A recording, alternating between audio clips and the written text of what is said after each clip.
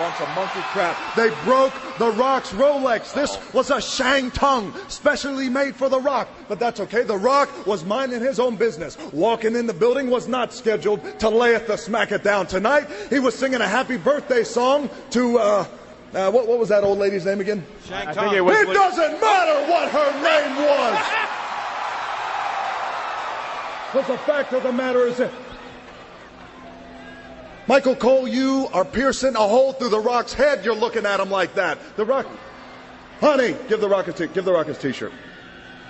Oh, no! Yeah! You keep your head right there, jabroni. Don't move. The Rock's electrifying t-shirt. The Rock says this. The Rock said, don't move your head. Undertaker, you talk about The Rock, you run your mouth about The Rock, and like you've just unturned a stone. You've turned over a stone that's never been turned over before on how The Rock writes checks that his ass can't cash because The Rock talks trash. Like all of a sudden nobody knows The Rock talks trash. The Rock lives, breathes, walks, talks trash all day long. As a matter of fact, Undertaker, The Rock talks trash in his sleep, just like this. Rudy Pook and the lay the smack it down on you. No, you're wrong. The fact of the matter is this, Undertaker, is that tonight and you and Big Show, it doesn't matter who it is, because whether it is here tonight or whether it is at Unforgiven, every damn night of the week, if you shut your mouth, you shut your mouth. This goof holding the camera shut his mouth. This chick gawking at The Rock shut her mouth. You be quiet. You too. Shh, shh, shh. If you listen, all The Rock's fans are chanting his name.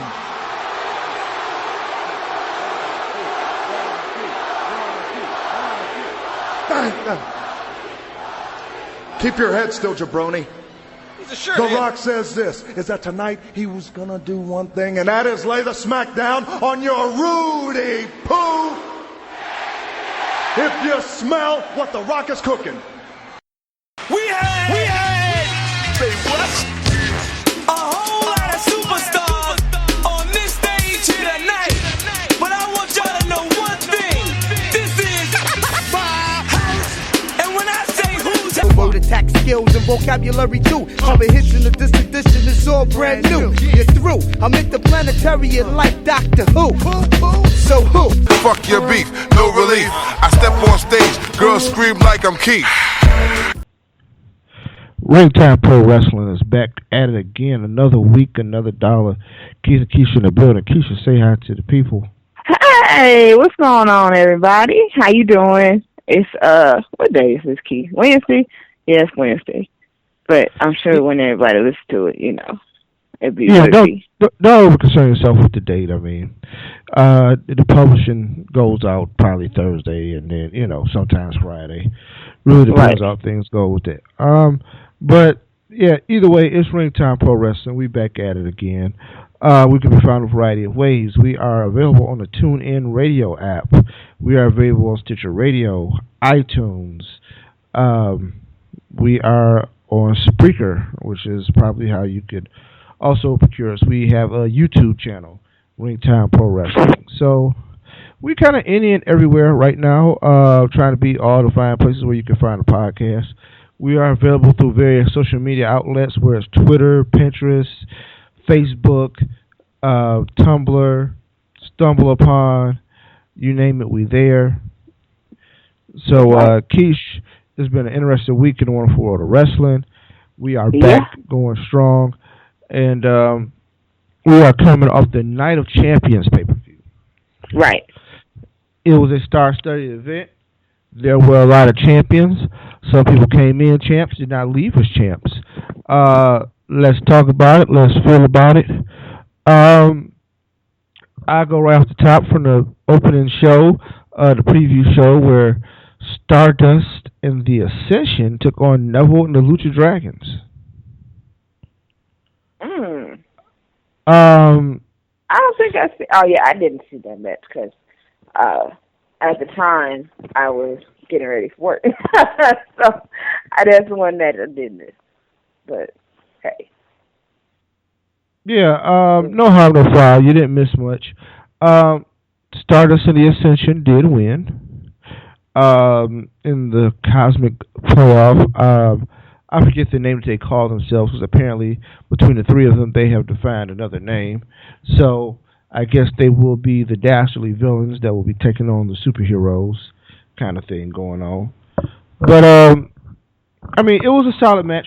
It was kind of funny, like, when Neville hit the red arrow the first time and it didn't stick for the win, you kind of knew that, all right, they're gonna lose. I didn't think they were gonna let him hit 2 red arrows in a match. So when it went to the second one, I was like, this is probably gonna be where it gets shaky. And I was right, but that was, here or there. We get to the main show. Kevin Owens challenged Ryback for the Intercontinental Championship, and that's how we open up the actual show. Yeah. Woo. That was an exciting match, I have to say. I was thoroughly enthused by it, and I was glad that it started the show off. Definitely. That match was every level of awesome. I mean, of course, but I think that them throwing this match in first was a good touch. Definitely a good touch. I mean, yeah, it was kind of a deviation from what they usually do, but I figured it was the Night of Champions. They had to get off with a championship match. It was probably going to be this or the tag team titles. I prefer this one. I thought it was a good back and forth exchange. Like I told you, I thought it was a little bit contrast. So it was nice to see. End of the day, Kevin Owens goes on to defeat Ryback. Yeah. And takes home the Ice Gold. Which, here's the thing. I think Ryback was doing a decent job as a champ. He was. But I think it's Owens' time. No, I agree, too. I definitely think that this was a good touch for them to give him the belt. So, it's definitely a good start for him. Yeah, so here's the thing. He didn't get the U.S. title, but I think this one has more lore in the WWE. And I think he can bring some respectability to it. Here's the thing. Right. Let's Cena go ahead and do his thing on that U.S. title crusade. Be all he could be. Good job, John. I applaud you. You are a soldier. Great. Excuse me. But I think this one, Kevin can stop. He can be as mean as he want to be. He can hurt everybody's feelings. And he can be a good obstacle with that IC title. And maybe further down the line, him and Cena can square off again, and we can get some more of him versus Cena. And this time, we got 2 belts again. Right. Champion versus champion. Both of the belts are on the line. Let's see what happens. It would make for great TV pay-per-view material, I must say. It definitely would be something to be seen. So I would thoroughly be excited if that were to happen. Right. So who knows the possibilities? But also, I think right now with 2 guys that popular, as Cena and Owens, they can take those belts and run them in polar opposite directions. To be honest with you, I wouldn't have Owens really do too much time on Raw. I would have him take the IC title and be on SmackDown a lot. Conversely, Cena would be on Raw a lot with the U.S. title. And I know we don't brand extension anymore, but those 2 guys would kind of run the polls of those 2 titles. And then we could bring it in later. And then, I would make both of those belts a path to the world title. And, use those as a way to challenge for the world title. Right. But, okay. Well, at the pay-per-view, we learned that Brock versus Taker 3 will be in Hell in a Cell. We knew October 3rd, Brock had his Madison Garden special, but apparently that is the beginning of the Brock Road to Hell tour, which all month basically we will have different spots of Brock Lesnar. Like they really gonna get a lot out of these October dates with Brock Lesnar. Like you talk about, hey, we're gonna make sure our money is well spent. They making sure they get their money out of Brock for this month, and I like it. I mean, don't get me wrong. I think that the idea of the special in New York was a good idea, and next week we'll break it down because apparently they're adding stuff to the card already. Exactly. Then we'll move on, and then we'll go into he'll show up at Raw, and then bam, in about 3 weeks or 4 weeks, he's going to be at Hell in a Cell. And obviously we know who's going to have a Hell in a Cell match, Brock and Taker. So, I mean, if that's how you're going to do the third match of the trilogy, I'm here for it. All right. I hear that. So, yeah.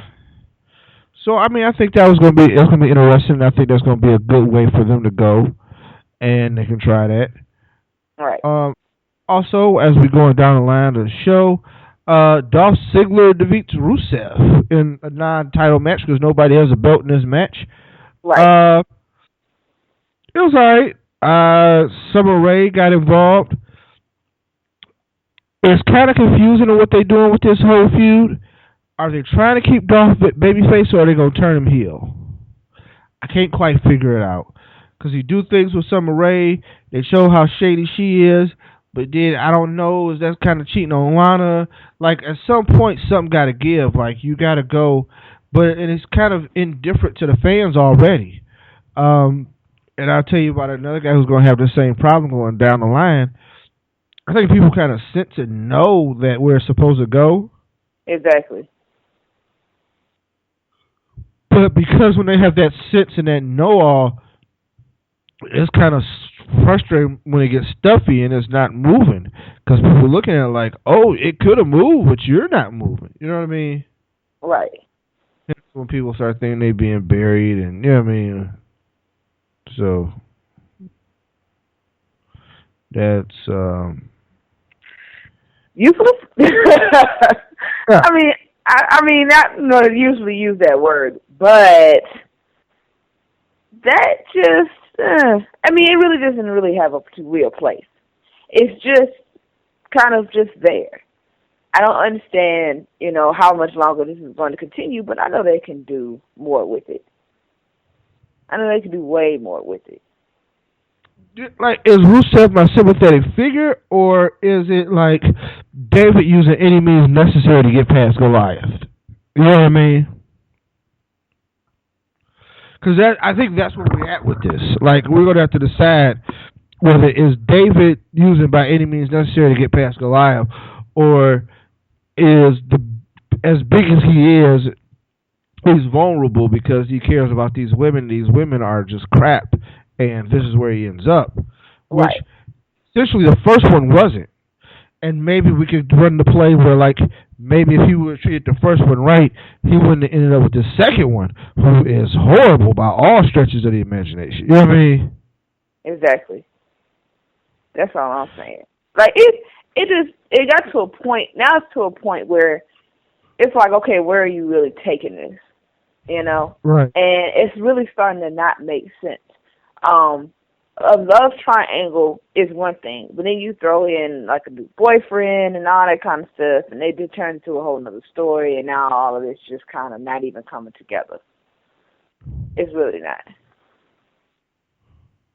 So, I don't know. I really don't even, it's not even interesting, to tell the truth. Like, it has its moments, but it's really not that interesting. So that's why I don't even want to see it. I don't think that it needs to go any further than what it has. Not at all. No, I can agree. I can agree. Moving right along as we go down the card. The Dudley Boys defeat the New Day, but they fail to capture the tag team titles. Basically, they go through a DQ. And, I guess we're going to do the chase. Here's the thing. I agree that the Dudleys probably shouldn't have won those titles when they first pop out back in 10 years, right? Right. So they're going to have to take care of them. They're going to have to win. Dudley's going to win some matches. They'll probably do something towards Hell in a Cell. I think they may even have a rematch at the early October pay-per-view, if I'm not mistaken. But I would think, maybe 6 months would be ideal. Not 6 months, that's way too long. But just, a nice build up, right? Right. Mm-hmm. They're already in a feud with the champions, but I don't think they need to rush and just throw the belts right to them. And No. the thing is, it's a short-term play. It's like when the Outlaws won the titles, about 2 years ago. It was a short-term play. Right. It wasn't a long play. Like, somebody is going to come in and get these belts. So, it'd be interesting to see how that postures. Nikki Bella lost her title after she done broke AJ's league record, which is all that anybody really wanted to do with the WWE. She has the title, but on her waist now is gone. It is with Charlotte. Yes. Thank you. Ric Flair's daughter.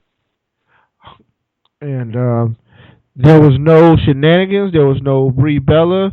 There was no, hey, you pinned the wrong little girl. It was, right. You got the right one, baby. Uh-huh. Right. And she was hurt. And she was hurt during the match. That's what got me. You remember Ray Charles Diet Pepsi commercials. Look, I can't deal with you. I try to play over it, Keith. I try to play over it. I try to play over it. That's you know the California raisins when you start talking about that. Yeah. All right. All right. So yeah, I think Charlotte is her time now.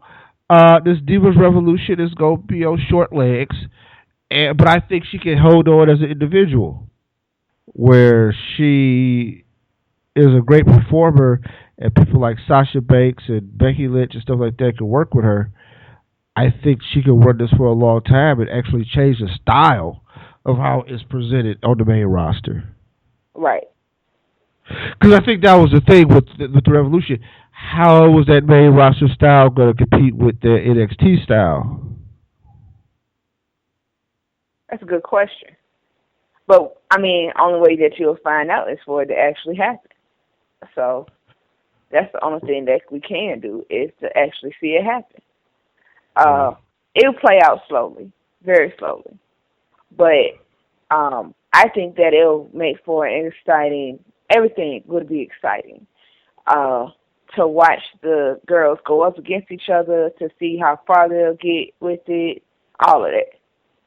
So, one thing after another, and one show at a time, we're just going to see it slowly unravel to show us what the main roster girls how they hold up against the NXT girls, and how the NXT girls hold up on their own on the main roster. Like, at this point now, we might as well call them the main roster chicks. Unless they, are going back and forth between Raw and NXT and everything. Pretty much that's their new home, their new place. And exciting. It's exciting to me to see them in this new place. So I applaud the girls. And I applaud how they've been really holding themselves together and not cracking under the pressure of being on the main roster.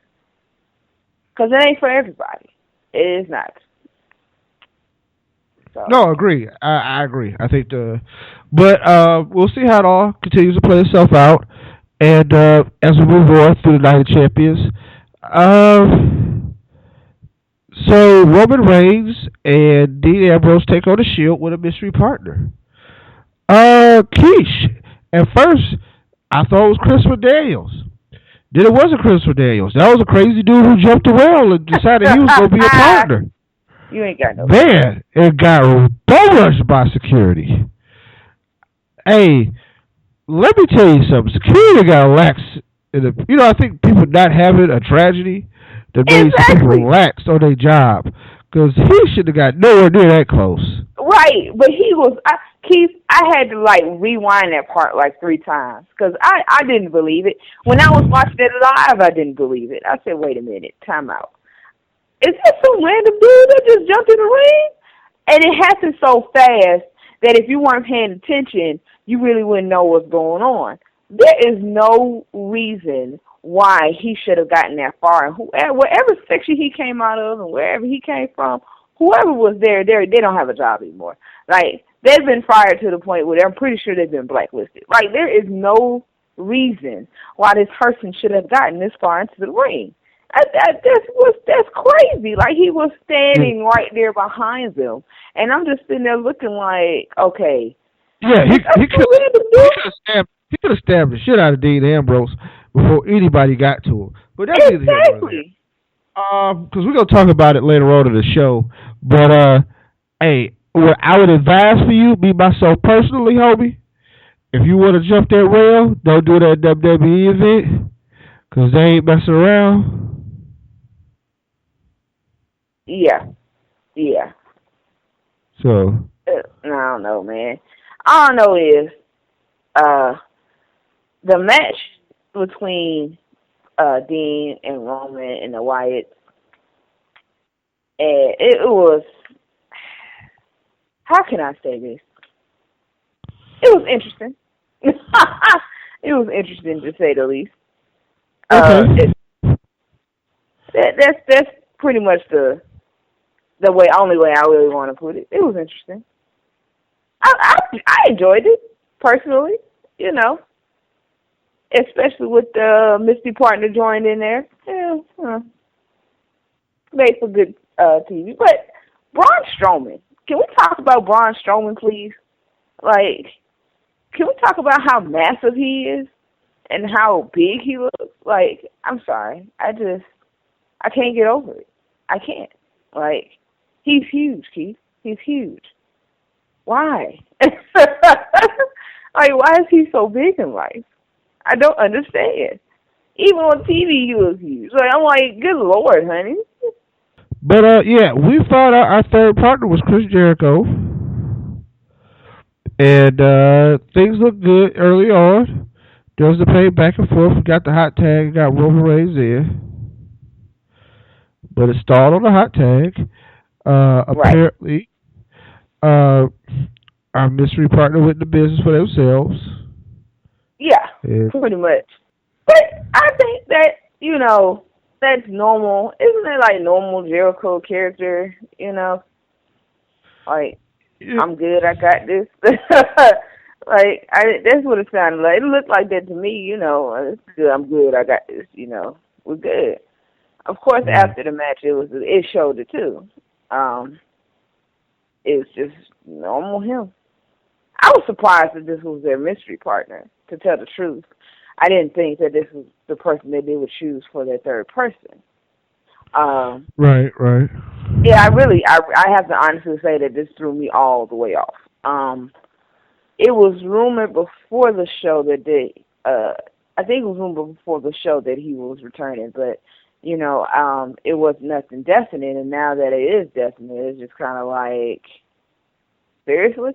I was surprised in the most sense. Like, I was thoroughly surprised. Like, this is your third partner? Like, what? You know? Yeah. So, it just, I don't know. It was kind of weird. I could use that word for it. Oh, kind of weird. Yeah. I don't know how to describe it. The Wyatt family wins, which they should have. And then we go to Seth Rollins. Seth had to do double duty. Yeah. I didn't think that they were going to put their matches behind each other. He's on it. Got him going back to back. They're going back to back. Got him going back to back. Like, yo, why are we doing this back to back? Right. But that's they why did I didn't understand it. I didn't get that either. If he was going to win both and really enhance his legend, that he was so great, even if they cheated in one, but they don't in the other, it's still him using ill-gotten means. So it would have been a cheat, but right. I feel like I was expecting, what I'm pretty sure everybody else was expecting, was the matches to be separated. You know, one match being earlier in the show than the other. The title match, the for the WWE title, of course, would have been the main event, but the U.S. title match could have happened earlier in the show. I didn't expect them to be back to back like that, and it didn't make sense to me because I was like, well, how is it that you really want to show how great he is if you have him wrestling these two matches right behind each other? You know, I didn't get it. To me, it was an unfair setup for Seth Rollins, and it's crazy because, you know, of course, you hear me saying this on defending him. Well, I have to in a little bit because it was an unfair advantage to Sting and Sting. Well, it was an unfair advantage to Sting because Cena came first. So of course, it's just kind of like, okay, why would you put these matches right behind each other? Because then now Seth doesn't have a real shot at like keeping one title because of the match with the other. It's crazy. Like you should have separated the two matches. The matches should have been separated. Hell, if anything, you could have put. I wouldn't have said you could have put Cena and Seth's match first in the show.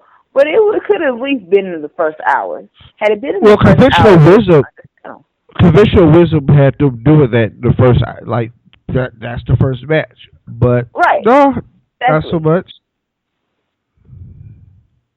So. No, but here's the thing. Here's what I'll say. I thought him and Cena put on a good match. I thought he should have beat Cena, and the reason why I thought he should have beat Cena is because every time they've had a match, if it's fair and square, straight up, Cena wins. Right. Rollins only won the last match because Jon Stewart hit him with a chair. Hit Cena with a chair. Other than that, that's 3-0. So I think now you create the perception that guy's not better than that guy. Right. That's it. That guy's not better than that guy. That's right. Right? So that's the image that Rollins have. He's just a cowardly lion, and I think he got to get some wins sometime. Yeah, pretty much. Right? Like, it's going to have to go. That's how it goes. Right. But I'm going to break down the results. So Cena wins the United States title, but Seth Rollins retains the world title. Now, I will go in on this a little bit. It was nice to see Sting for a minute, because I thought during that match, he looked really old. Yeah. Like he was trying to be at half speed and not hurt himself too hard. Right. Exactly.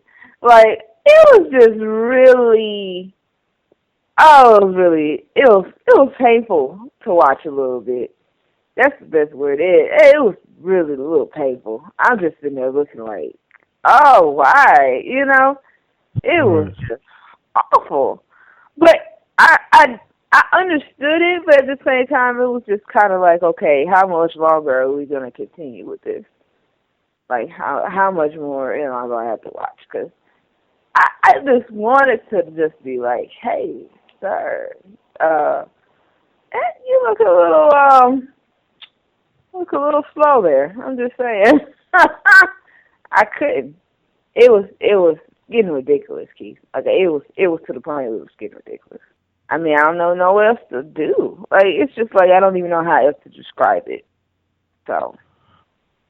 Right. It was a good match. I mean, I give it to Seth. I think that's subjective. If you think that was a good match, I mean, but I'm sure a lot of people did. But I would say you probably had your Sting blinders on. Go ahead. Well, I was going to say that I give it to Seth for holding things together. Like, I don't want to say that it was just all one person.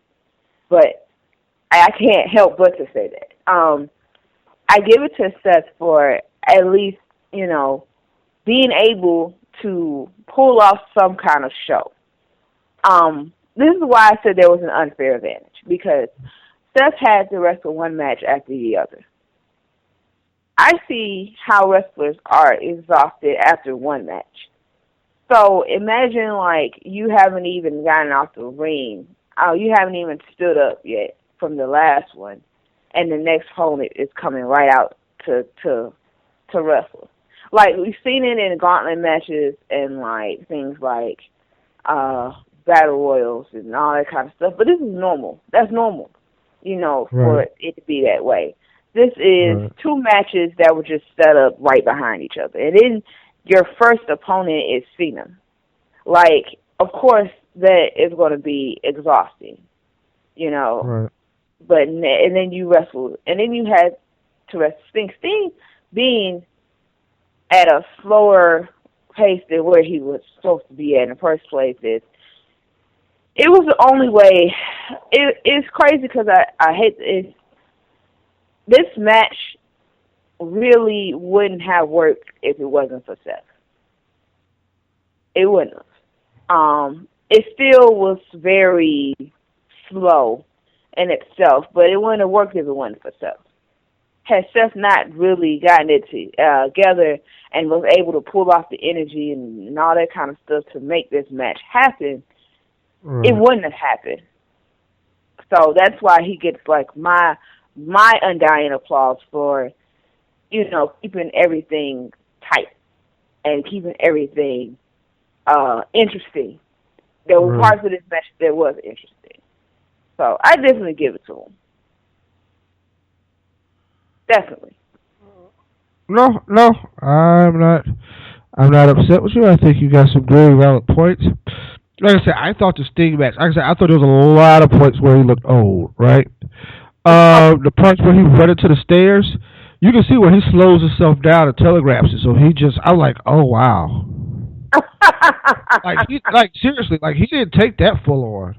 He was like, duh. You know what I mean? Right. And I thought that was a little cheap. But let's get to the end game. So Sheamus comes out, and I think we thought we had a cash in. Right. You hit that bro kick. Not so much, man. He came down, but Kane reappeared. Red Demon Kane, not corporate Kane, but the guy who really looked like, the Undertaker brother, and he hit tombstones and let the fire roar. I was like, okay, this guy's got something going, right? Exactly. Right. Maybe no challenge for the title. However, didn't work out that way. The big red machine came walking down. Yeah. Has anybody ever spotted where, Sheamus get butt rushed and attacked, get beat up, and then, come by Kane, and Kane take the briefcase and go cash in? Right. That's what I was thinking, too. And then next thing you know, Kane's the champion. He's like, oh, wait a minute. What just happened? What just happened here? That didn't happen. Hey, hit the rewind real quick. Real quick. Oh, man. I was so excited, Keith. I am not going to lie. When Kane walked down there with the mask on, I was like, oh, shit. I was like, it's the big red machine. Stop it. So the choke slams and the tombstone, it did it for me. I was good after that. So it's exciting to see Kane in his old form of character, because I hate corporate Kane. I hate corporate Kane with a passion. I wish he never existed. I think he served a purpose. I definitely think he served a purpose, but I think that purpose is starting to run out now. Right. But once we get into the Raw talk, I'll tell you where I like what's going on with the dynamic they've created. But with that, it makes for interesting TV. So yeah, I agree. All right. So with that, we are hitting the second part of this thing. So we are going to come on a break. We've got a little promo action going on for you to bridge the gap. What's going on? And then we will take this to the next level on the other side. So, see you in a minute. It's for Charlotte. But let's just think about, who really made this possible. And that's me.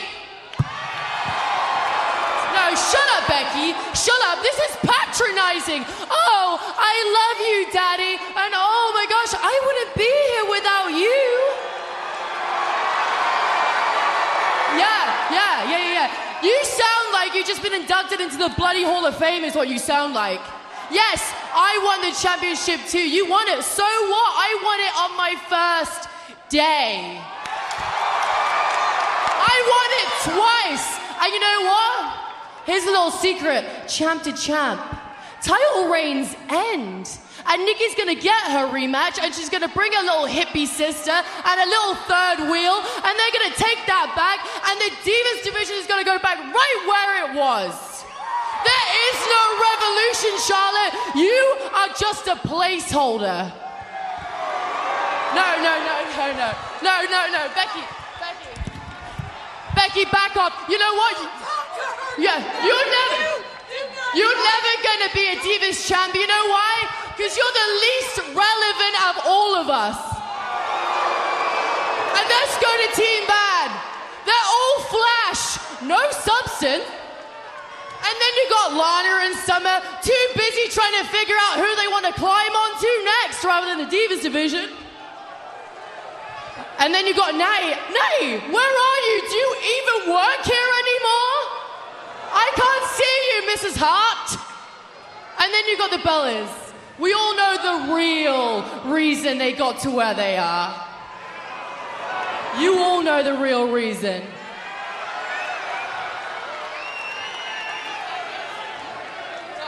No, I am not done. I am not done. Stop trying to act like you are somebody, because you wouldn't be here if it wasn't for your old man. Woo!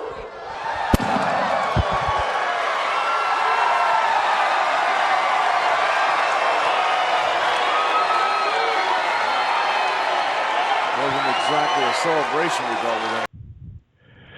So we flip back on the other side of the break, and we finish up what happened in the first part of the week of this wonderful world of wrestling.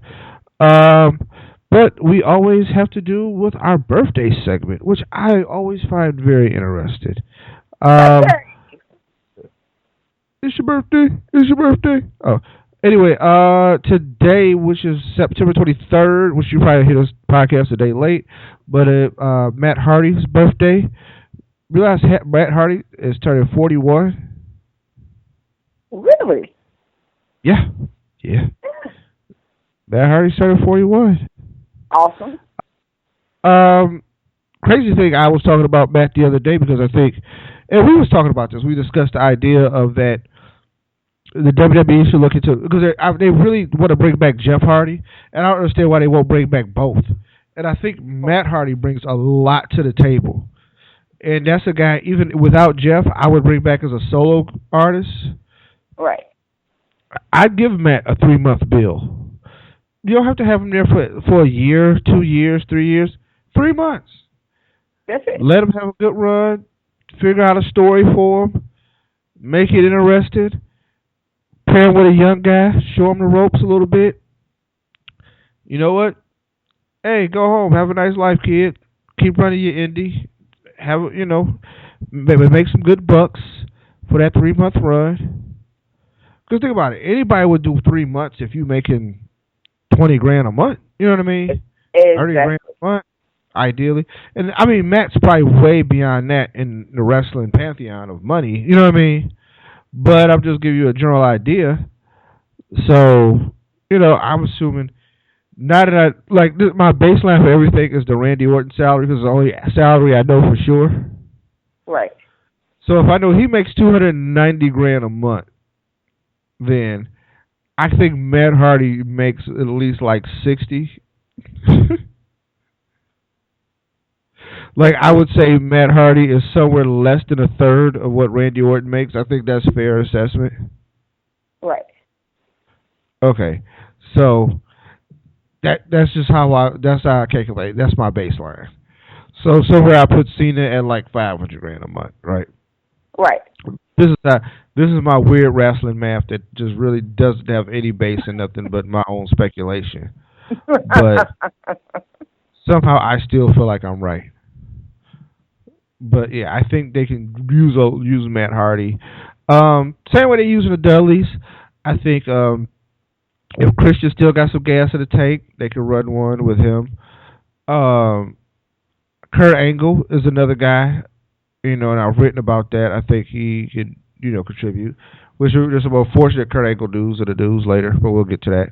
But tomorrow, which may be today when you pick up the podcast, because probably the time I get done with the edit, it'll be ready. You'll wake up in the morning, you'll be like, bam, I got a fresh download. I see that one on my podcast app, on my Apple device, or Stitcher Radio sends you that email, or whatever happens. Right. Is there, if you are one of the TuneIn subscribers, which, shout out to TuneIn Radio and the people who come and subscribe on TuneIn. That number seems to be growing, which I'm very humbled by. Shout out to the people who use YouTube too. Any platform. That's why I'm on multiple platforms. So I appreciate people who use the multiple platforms. But one other birthday that comes up is the 24th, and that is the princess of the WWE, Stephanie McMahon.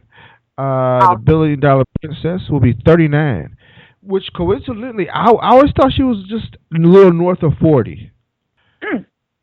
Yeah, I kind of always, because look, if you take 1999 and this is like my weird math and baselines, right. When she is involved in the storylines, they really don't get into her age, but I think she's done with school then, but she is done. She's just barely done. You know what I mean? Because 99, right. I'm a freshman or so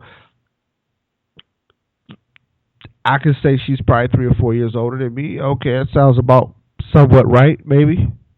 Right. So, and that's where she was at with it. But, yeah. So, Stephanie McMahon is going to be turning 39 on tomorrow or today if it's listed. So, you know how I go on the Twitter. Y'all can tell her happy birthday.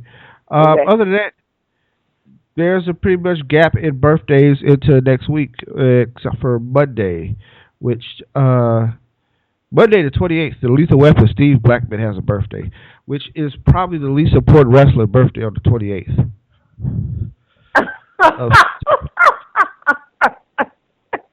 Seriously. He's only listed on the chart, and no disrespect to Steve Blackman, but I would say that it's probably the least relevant one out of the wrestler birthdays, because if you don't know, now you know that's my birthday also. And exactly. I'm about to say, tell him why, Keith. Go and tell him why. Oh, I already have said it, but I can say it directly. I'll say in the current climate in 2015, I'm more relevant in the world professional wrestler than Steve Blackman. I think that's 100% fair. And I will stake my claim on that. Hey, man, if you want to fight me, I'll shoot him. Other than that, that's right. Exactly. That's how it go. Hey man, that Lethal Weapon shit. I mean, he going around with that kendo stick. You guess shit can't fight a bullet.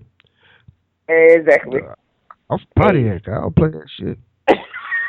But, shut up. But no, seriously, I do think that my birthday is significantly more important than the current climate of professional wrestling. I think I'm a more active contributor to the culture and the scheme of what's going on in professional wrestling right now. And that is me not humble bragging, I'm just bragging. Yes, I think that birthday is more important. And right. I think that's my own sideways ways to tell myself happy birthday. But moving along here. So let's hit the news, Keish. Let's do it.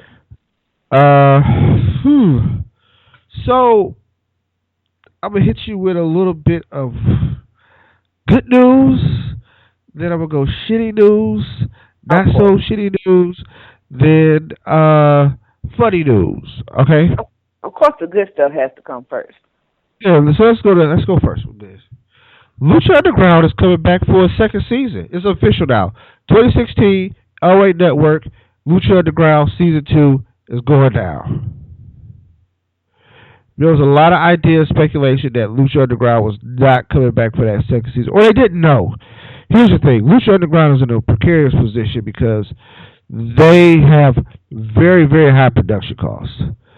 I think El Rey wants this thing to finish at a lower dollar amount, but Lucha doesn't, and I get why. Right. As much as Lucha has decided to make, how do I say this, make a very good TV show that has wrestling in it.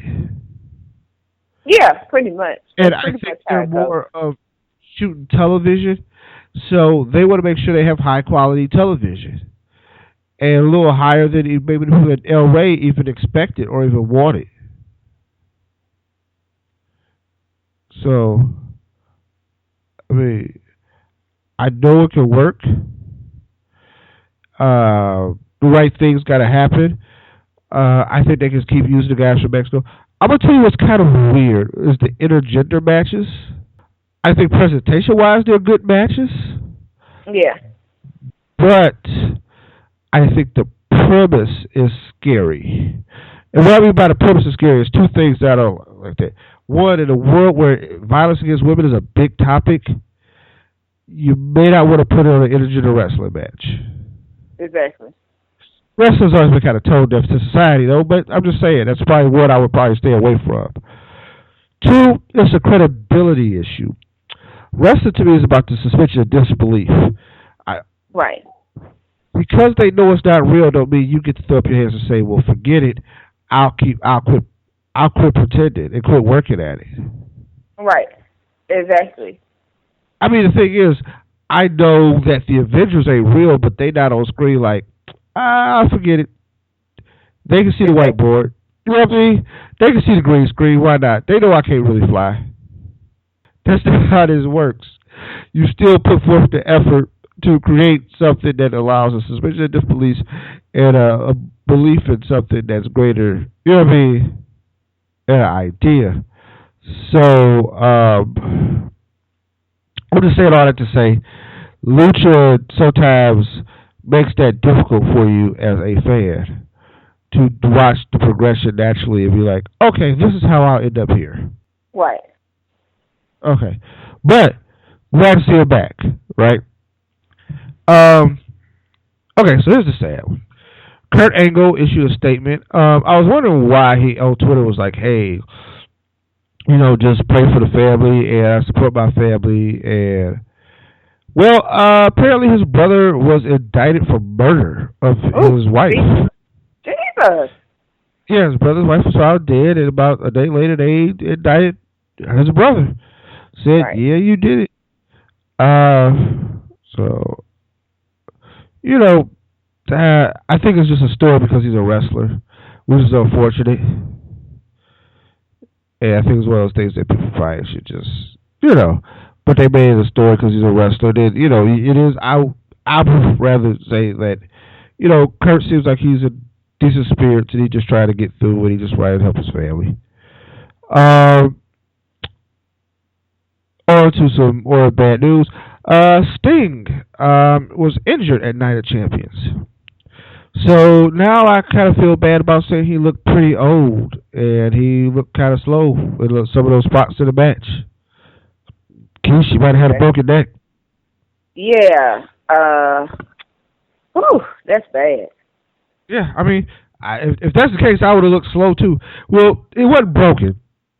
MRI, because we went to the hospital immediately after the match, and apparently the MRIs and all that stuff were negative. There's no tissue damage or nothing like that. So, right. Basically, right now people ask how he feels. He got a stiff neck, and that's pretty just a standard wrestler injury. And he's getting tingling and numbness. Here's the thing. Last few guys who said that needed neck surgery. Right. So it's kind of funny when they say that, like, oh, but it's nothing made. Nah, man, when you start, like, wiggling, you got to wiggle your fingers and you're not really seeing any results. Yeah. That's really a recipe for neck surgery. Right. That's not even pretty serious. That's horrifically serious. And could be life-changing. It is life-changing. Like, are you serious?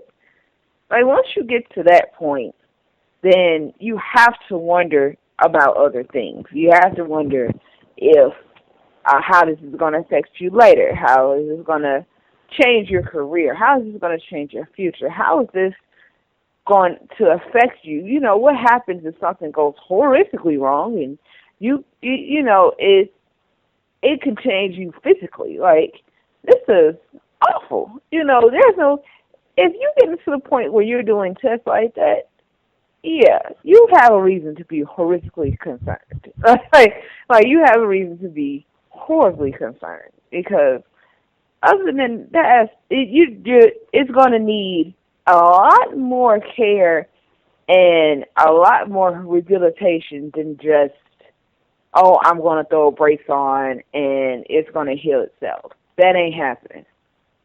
It ain't happening. No, I mean, like I said, I personally, me myself personally, when it comes to that neck, man, whew, scary proposition.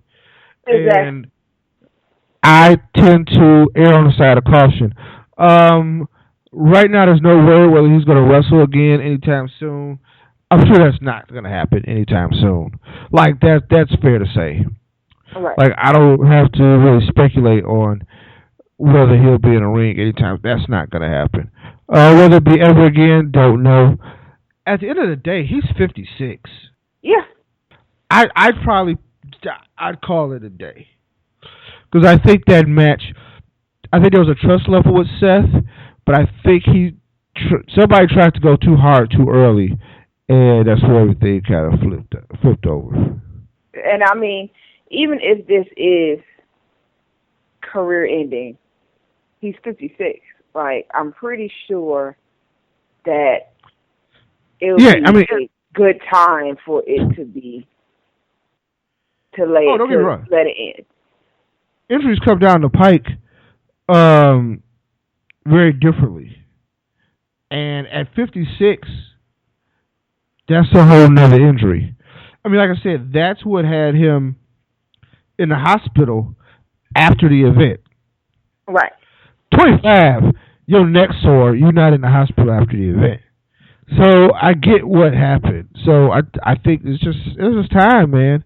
I mean, everybody hates to go out not on their turn. There's only one Elway. I hope for the best for him.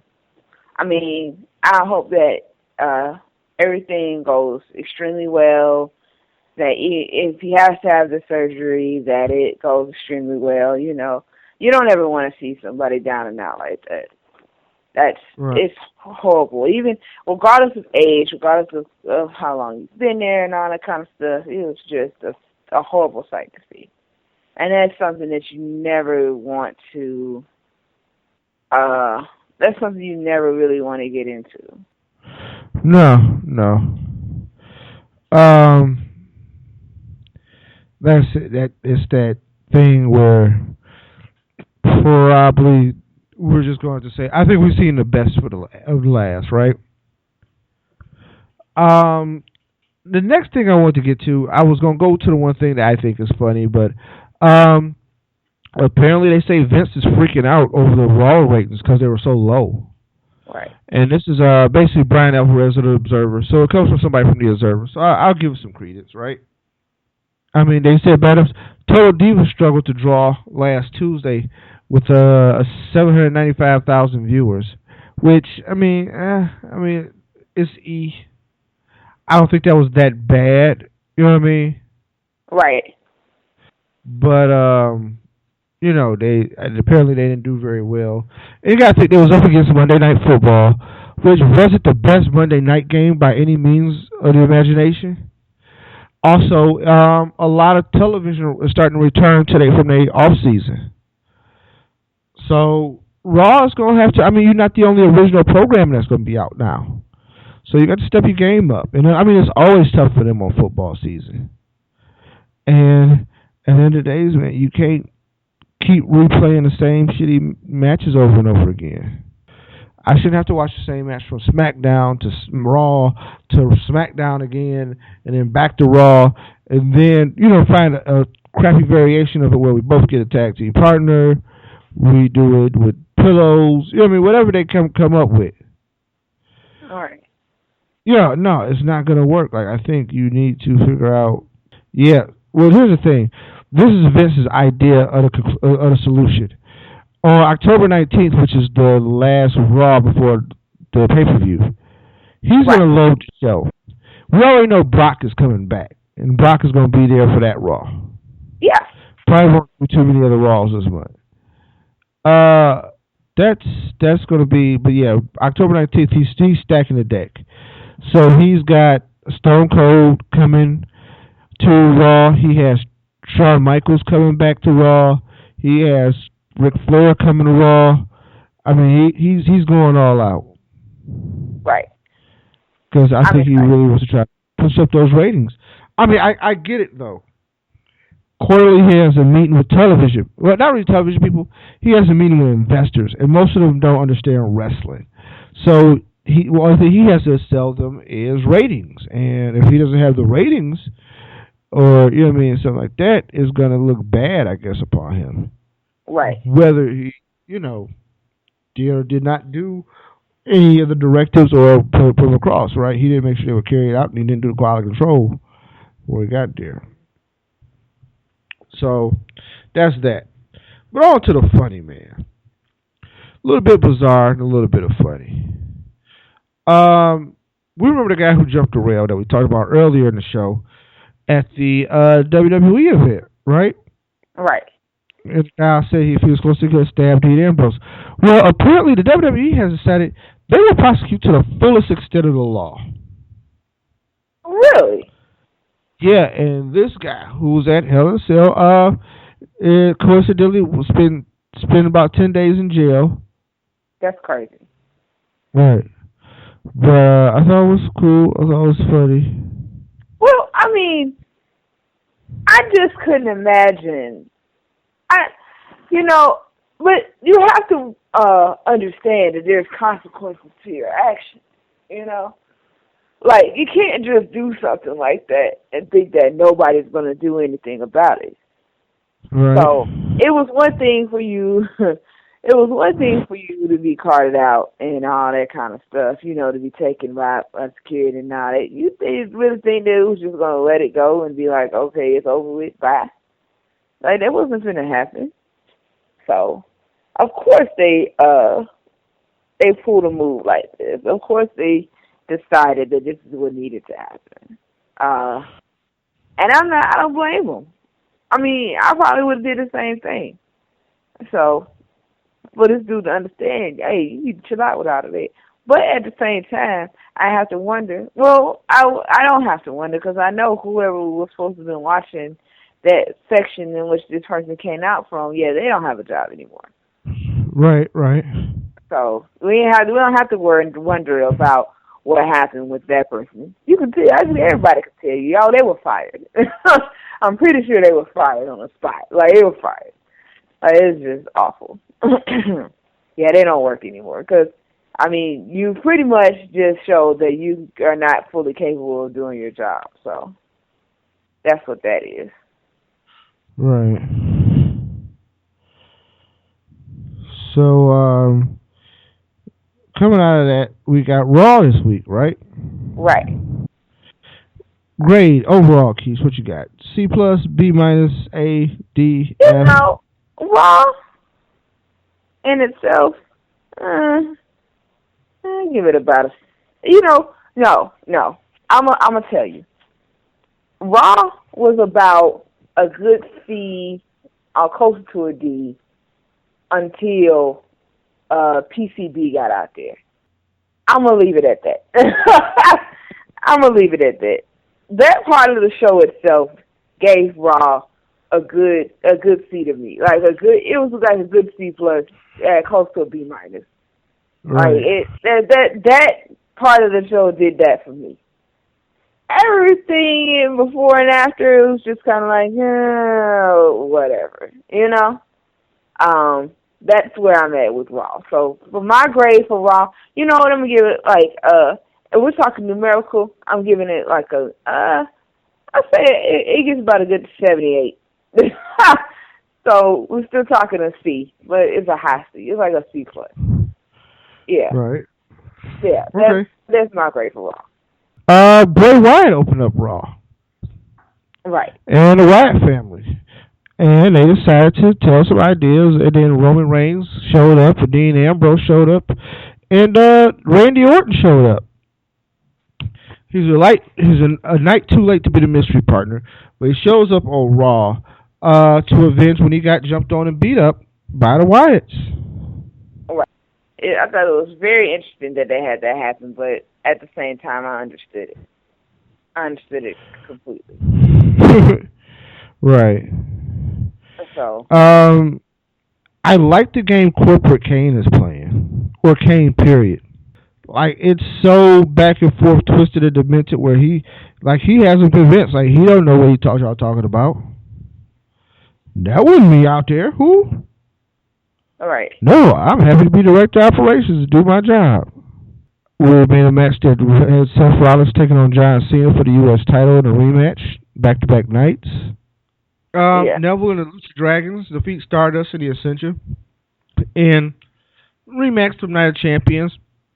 So now the game is 1-1. Don't know what that really means or anything. Very good job by Kevin Owens on commentary this week. Awesome job. I thought it was incredible.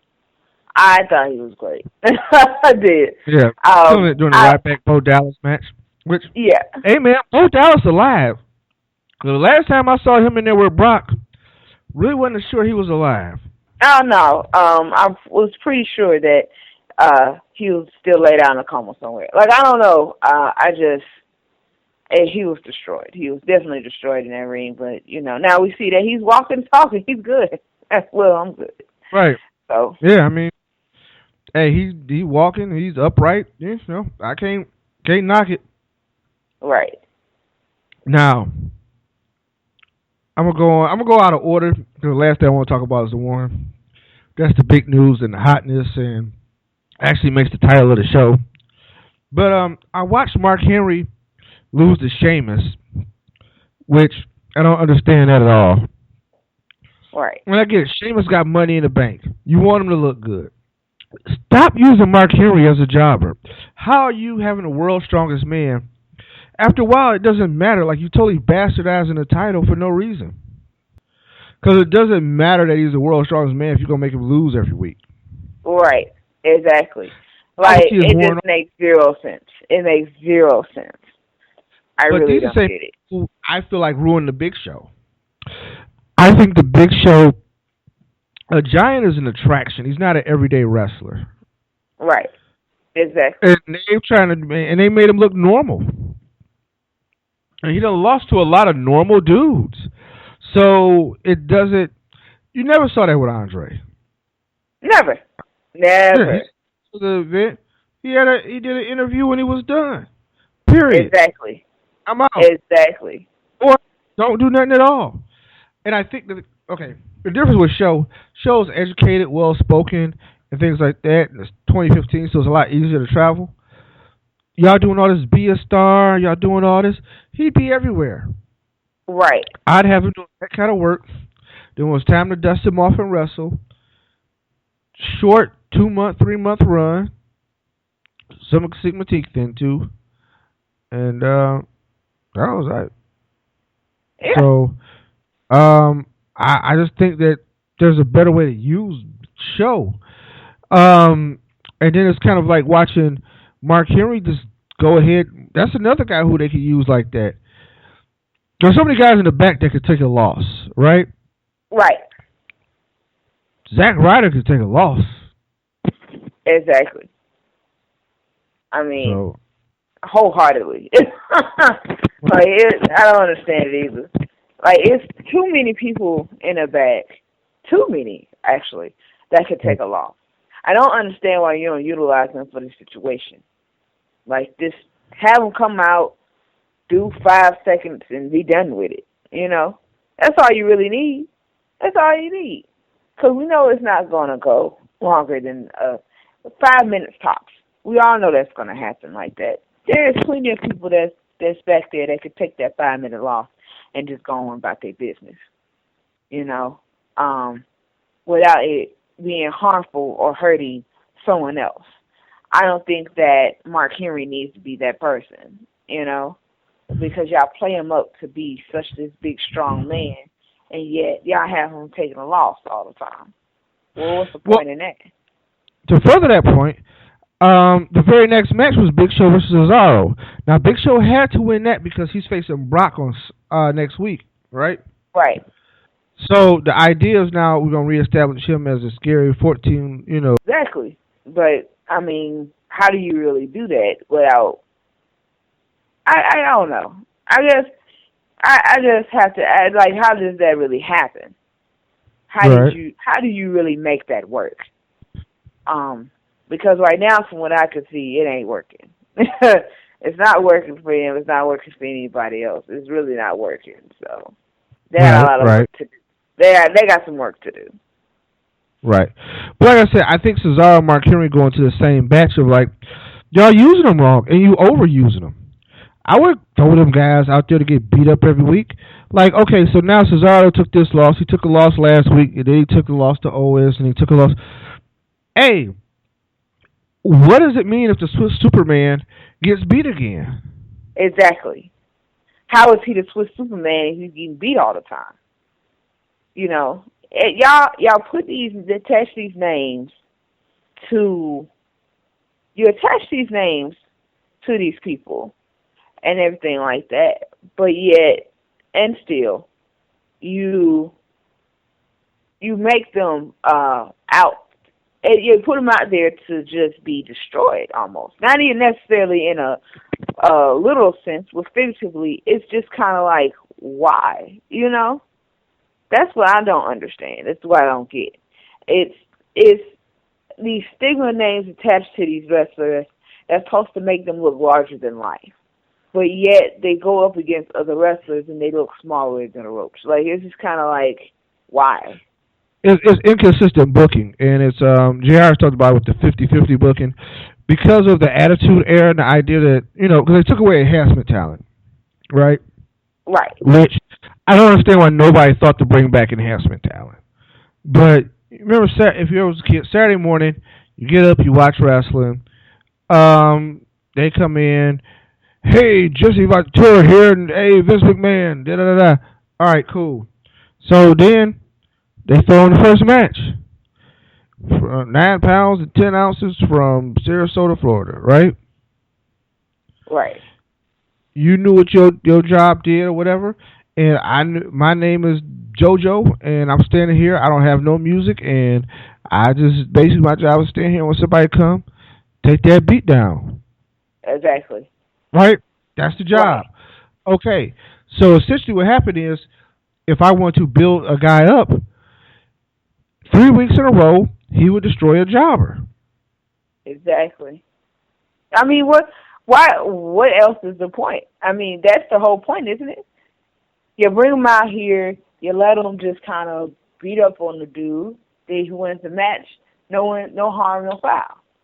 Instead, you have them coming out here. You have these people coming out beating up on each other, and they just kind of looking ridiculous, you know. But the world's strongest man. But then you have the world's strongest man coming out there looking weak. It's ridiculous. Why? Why would you continuously put these people in these situations? You know, it makes no sense to me. If they're going to look as strong as you want them to, or as strong as you put these names to these wrestlers, and then you put them out there and they just kind of just get thrown to the side. Why name Cesaro the Swiss Superman if you're not going to give him that? You know, you have him looking like a jobber. Why? For what reason? Yeah, it just doesn't make sense to me. And then eventually, what ends up happening is just this fluctuation of, well, at this point right now, he's down. But then we're going to build him back up just to not come back down again. Stop putting these risks on a roller coaster ride. You know, either they're going to be in one place or another. But that's what I look at it as. Like, you put them on this roller coaster ride of 1 minute they're hot and the next they're not. Come on, man. Like, stop it. Because then it just becomes unbelievable at a certain point. Yeah, and I think that too. Like, the idea that the authority could come down on you and there's no reason for them to because you complying and you don't, I don't know. It just doesn't make sense. It all is just confusing and all in itself. But it doesn't look confusing at first because it just happens week after week. You know, you got them coming out there flexing, and 1 week they look awesome. And then you have them coming out there the next week and they just look horrible. And it's not even in a literal sense. Like I said, it's more so figuratively. It's like, why? You know, why do this to them?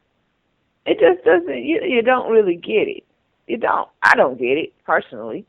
Because I don't agree with one day it's, oh yeah, we love him. He's awesome. He's greatness. But then the next week, all of a sudden, it's going to be, oh yeah, he lost to such and such, and he doesn't deserve this, and this, that, and a third, and why? Like, seriously? I don't know. Well, you know, certain things happen based on certain things. But, so let's get to the meat and the crux of what we're here for. Exactly. Paige probably turned heel, Keisha. Oh, honey.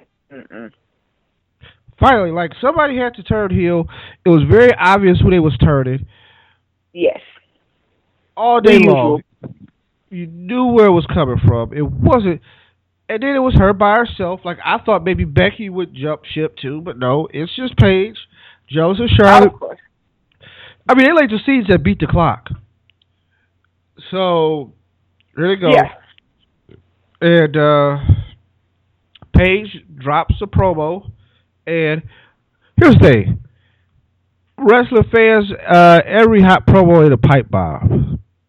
Yeah, that's the thing that got me. It was like, Pipe Bomb 2015. I'm like, can we not do that? Like, that really gets on my nerves. Everything is not a pipe bomb. Like, every hot promo that's just like, oh my God, that was so, it's not all pipe bombs. Thank you. Can we not do that? Just no.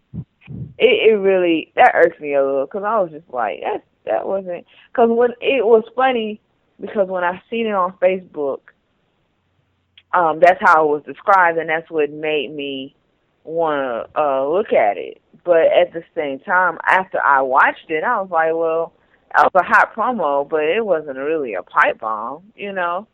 I just think it was a hot promo. Now, I'll say this. Word on the street, she got in a little trouble. Because her comments about the Bellas, like, you know how they got here. Yeah, exactly. Right. Like, it was a little, that part of it was just going a little too far. You know, yeah, but a little too far. Once you made fun of a kid's ADHD, it's all wide open at this point. Right. It is. And I thought that there was things that she threw in there, and now it's just kind of like, Paige, draw it back a little bit, please. Like, bring it back a little bit. You're going a little bit too far. Need you to calm down. Right.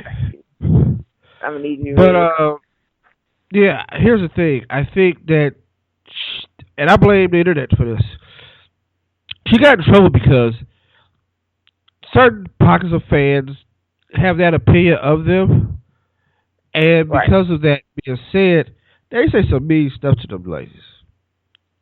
They be out here wilding, talking to them about us. Like, how come you didn't suck this to do that, or you did this, did that to WrestleMania? Right, exactly. It's the Bellas get so much flack. It's ridiculous. You know, like, and I personally, I have to honestly say, I'm not a huge Bella fan. Like, I'm not, like, the biggest Bella fan and all that. But the ladies do get, I feel like, do deserve better treatment than what they get at times. And I'm not saying, like, you know, their position on TV or anything like that. I'm saying it, like, from the things that are said back, that I am, of course, hearing them said back in the locker room and about them and all that kind of stuff. Because from my understanding, like, they're legitimately disliking, and I'm just kind of like, okay, you know. Maybe it's more to it than what is being said, but at the same time, you can only go so far. And with them being on Total Divas, it's a different story, because now you actually get to see, you know, how they're actually treated. And some of it might just be a play up for TV and all that kind of stuff. Right. You know, a lot of it might just be created just for that reason, but how much of it is just that? You know, how much of it is just this scripted makeup of what is being put out there? And how much of it is real? You know, how much of it is true? So, I don't know. It was funny because watching Paige turn heel, like you said, it was obvious. Like, it was expected. I've been watching it for the last 2 or 3 weeks. You know, her reactions to her losing matches and everybody else winning and, you know, all that kind of stuff. Especially after Charlotte won the title Sunday night. It was really obvious that this was going to happen, that Paige was just going to eventually just be like, okay, forget it. But, of course, it was expected, considering that she's done this to almost every person she's been in a tag team with or she's been associated with. Eventually Paige is off herself and decides, okay, I'm out, you know. I'm bowing out. I'm good. And that's how you turn the tables. That's how you create the controversy and you create the storyline for you a little bit more, because now she's on her own. Yeah, no. To the point that she burnt down the whole house. Yeah. Like, officially, she burnt down the whole house. She went after every last one of them. Right. Line by line. She burnt down the whole house. But I think it's good because they're going to have to figure out an influx. I'm tired of the 3-on-3 scenario. Like, I think that's just to play it out and date it. And I think it was good to open up the series, but now it's like, you got to have an end game. You can't just keep presenting them every week like, oh, hopefully people will like this, and then when they stop, I'll stop. Right. Exactly. So now I have to honestly say this now brings up a whole nother situation. It brings some things to light. And now things are going to have to change again. But I like that. Constant change in things is what is expected. It's what should happen, as opposed to this is how it's going to be every week. Because the start of the Divas Revolution was an interesting touch to the Divas division. 3 teams, 3 females each, and they supposedly were all related to each other. You know, it really brought some things to light. And it was good, you know. And, of course, Stephanie was just kind of like, Paige was the front runner of it all because, of course, she was trying to fight this on by herself. She needed help, which is understandable. But now she has turned her back on the 2 females that was brought in to help her. And now it's created more room for there to be more development in the Divas division. So it actually is doing the job it was intended to do in the first place. And that's what makes me so excited about it. Of course, me being a female, I pay too much attention to everything that the females do, because I can honestly say that I couldn't imagine not having that element at this point. But where do you go from here? Where do you go from here? Like, do you keep Team Bella together? Do you keep Team Bad together? Will there be a heel turn? Will there be a turn somewhere in these two groups? Or will they still be the entities that they are for just a little while longer? Because now Team PCB is no more. There is no more Team PCB. Now it's just Paige and then there's Charlotte and Becky. You know? Right. So. Out on the island, right? But I think it's time to bust all of that up. Create your tag team division. You got 5 hours of live programmed every week, right? Right. I think you can make an incredible Divas division. If exactly. Just a minuscule effort. As long you can have some. As long as you don't do what happened before and just leave some females just left on the sideline looking in, you know. You have a lot of them. Utilize them. Utilize all of them, one way or another. Because then it creates like more than one Divas match every night or something like that. Like, there's no reason why there's 3 hours of programming and there's only one Divas segment or one Divas match or something like that. It can be more. It can definitely be more. And this now gives you the chance to make it more. So, I mean, that's how we'll roll with it. I mean, you got to understand that the ball is in your court. And we'll see how they work it out. But for that, man, I think that's our week in ring time. Yeah. Keith, any partner shots? Keith, I'm going to, on the show now, I'm going to wish you a happy early birthday, even though I'm going to see you Sunday anyway. I just want to put it out there that you are not only an incredible host of this show, technician, engineer, producer, and everything else other than the co-host of it, but you are one of the best brothers a female could ever have. I am so grateful to have you in my life, and I'm blessed to have been around you for the last 28 years. That's my age, by the way, people. And I'm looking forward to many more. So, happy early birthday. I love you. Yeah, I had to be emotional with it, but oh well. It happened. So. Well, I appreciate that, Keisha. It's just going to be an interesting week. I think I'm going to have a good time. I hope so. I'll get you some liquor. All right. Yes. And fans, if you want to support or give me something for my birthday, what you could do is go to www.com, audibletrial/ringtime pro wrestling, and get your trial subscription to audible.com and check out some audiobooks on us. Awesome. But other than that, you know, I forgot to do the plug earlier, so wedging it in here. We'll be back next week. We'll talk about what's going on in wrestling. We will have the preview of the Big Brock event on October 3rd at MSG, and by then we show a full-scale updated card. And you know, doing live shows on the WWE Network and what that's going to be like. And other than that, we are out. Bye, everybody.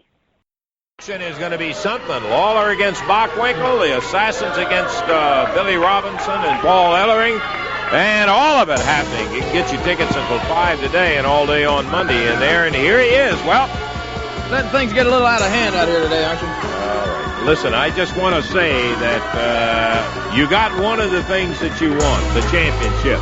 Now you've got an opportunity to have your title, the World Heavyweight title, Continental Wrestling Association, against the AWA Nick Bockwinkel. And boy, I don't have to tell you how tough Bockwinkel is.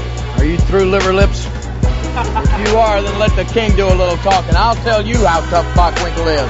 He's not tough enough, baby. He is not tough enough. Oh, he's tough. He's about this tough right here. But the King is this tough right here, baby. And I am going to be, after Monday night, the one and only World Heavyweight Champion. Isn't that great? One man is going to walk out of that ring Monday night at that Coliseum with 2 World Championship belts.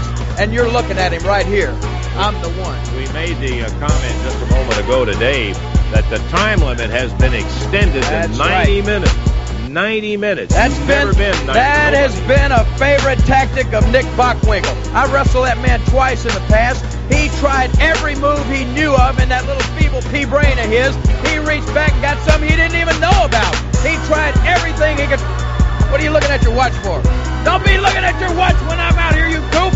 These people tune in to see me. These people tune in to hear me tell what I'm going to be doing to people like Bockwinkel. He tried everything he's ever known on me in the past, and he couldn't beat me. He couldn't pin my shoulders to the mat, and he realized that. So you know what he did? He stalled for time. He knew that 60 minutes would finally be up. He couldn't beat the King, so he said, I'll try to outlast him. I'll try to get a draw, and I'll try to walk out of here with my belt still around my waist. And he did that twice. But 90 minutes come Monday night. That's an hour and a half. Do you realize it? 90 minutes, Nick Bockwinkel. You can't go that long, baby. It took me only 65 minutes to beat you last time I wrestled you, and it's not going to take me that long this time. The CWA World Heavyweight Champion against the AWA Champion. One man is going to walk out the World Heavyweight Champion. Once and for all, we're going to get it settled. You're looking at him right here. I'm going to say it is a dream match to have the 2 champions going against each other. The 90-minute time limit is unbelievable, an hour and a half worth of wrestling. It is going to be something that, as a matter of fact, I will tell you I will be looking forward to. It's a dream match. You said it. Don't come down there looking like a nightmare. Dress up for a change, would you? That's Jerry the King Lawler.